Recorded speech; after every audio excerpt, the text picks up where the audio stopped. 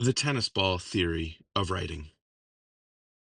Imagine we're in a room with several people, each holding a tennis ball. If I ask you to extend your arm and hold it out, no problem. If I ask you to toss it in the air and catch it repeatedly, you could likely manage that too. Maybe a ball or two would drop, but nothing too difficult. Now I hand you a second tennis ball. Some people might keep both moving for a while, but more start dropping. Then I hand out a third. Unless someone in the room is trained and practiced as a juggler, nearly every ball ends up bouncing wildly across the floor as we laugh and shrug.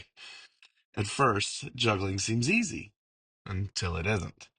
Writing works the same way for students. Think about asking a student what a capital letter is. Most can tell you and even point to one in a text. Ask them what an end mark is, and they'll likely identify it and explain its purpose.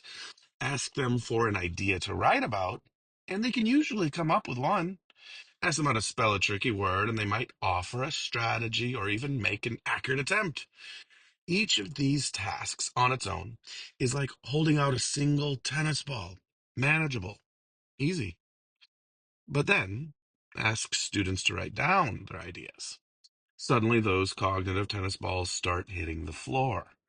Capital letters and end marks go missing, sentences run together, spelling becomes a struggle. The words barely make it onto the page. When writing, students juggle content, knowledge, and multiple skills at once. Capitalization, punctuation, grammar, spelling, organization, word choice, and more. And just like an amateur juggler, they start dropping the ball.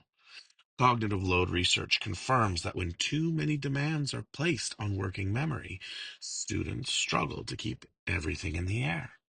When that happens, writing feels impossible. Juggling in real time. I challenge teachers to experience this firsthand. Write for 1 minute, I tell them. Spy on your brain as you do. At first, there's a quiet scramble, pens moving, fingers typing, some hesitating, others diving in. Then, time's up. I ask, what did you notice? The responses come fast. I was stressed about what to write. Everyone else seemed to have something, but I felt stuck. I knew I spelt a word wrong, and it annoyed me, but I kept going. I was frustrated that my handwriting wasn't as neat as I wanted. When I was handwriting, I could cue up sentences in my mind, but when typing, I could only think of words and phrases because my fingers moved faster. I was nervous about being timed.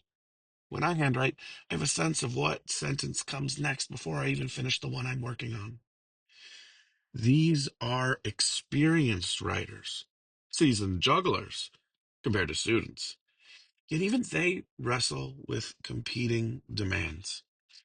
Research compiled by Brown, Rediger, and McDaniel suggests that the more students recall and use their knowledge and skills, the smoother learning, memory, and transfer become. Just like juggling gets easier with lessons and practice.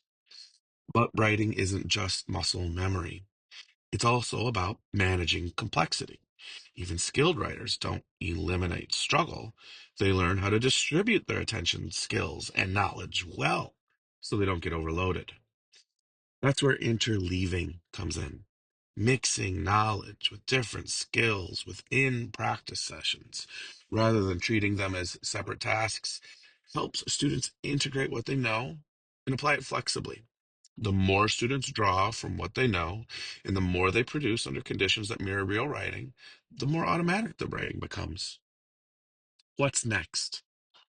Most students know their capital letters and end marks. They can think of ideas to write about. They have spelling strategies, but ask them to juggle all of these at once. Bounce, bounce, bounce. So, how do we help students keep all their writing skills in the air without letting everything crash? The answer isn't just more practice. It's more knowledge, structured well, with feedback guiding effective practice. When students build strong content knowledge, writing becomes easier. Without a foundation to draw from, practice can feel like tossing tennis balls into the air and hoping for the best. But when students write with something to say, pulling from what they've learned, their cognitive load shifts. Instead of juggling skills at random, they can focus on priorities, purpose, and meaning. In the next article, I'll dig into science backed strategies for helping students juggle writing. So, fluency, skill building, and content knowledge reinforce each other instead of competing for space in working memory.